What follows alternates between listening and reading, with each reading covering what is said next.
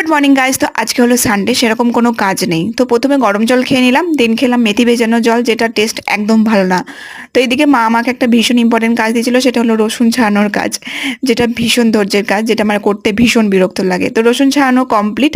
এদিকে মা শিলপাটাতে বাটনা করছিল, আর আজ থেকে সকাল সকাল রান্না হচ্ছে চিকেন কষা, কারণ ভাইয়ের ইচ্ছে হয়েছে চিকেন কষা রুটি খাবে। তো আমি মাথায় তেল দিয়ে নিলাম। তো চলো আপাতত খাওয়া দাওয়া করা যাক, কারণ মায়ের রান্না কমপ্লিট। তো এদিকে দেখো থালাটা দেখতে বেশ সুন্দর লাগছিল না? তো মায়ের চিকেন কষাটা রান্নাটাও হেভি করেছিল। তো খাওয়া দাওয়া করে এদিকে কারেন্ট চলে গেছিল বলে আমি ভীষণ বোর হচ্ছিলাম। তো এদিকে দেখো মা রেডি হচ্ছে, কারণ মায়ের ইনভাইট আছে, মায়ের বান্ধবীর মেয়ের স্বাদ আছে, সেজন্য মা রেডি। আর এদিকে আমার স্নান টান কমপ্লিট। তো চলো আপাতত দুপুরে খাওয়া দাওয়া করা যাক। আজকে দুপুরের মেনুতে ছিল করলা ভাজা, আমের চাটনি, চিকেন কষা। আমি খাওয়া দাওয়া করে মোটামুটি 3 ঘন্টার জন্য আজকে ঘুমিয়ে গেছিলাম, আর এত ঘুমিয়েছি মনে হলো আজকে রাত্রের ঘুমটা আমার শেষ। তো কিছু করার নেই, ঘুম টুম থেকে উঠে আমি দুপুরের যে কাজ, বিকালে যে কাজগুলো থাকে সেগুলো করে নিয়ে আমার এখানে কিছু গাছ লাগানো ছিল, সেগুলো লাগিয়ে নিলাম। তো চলো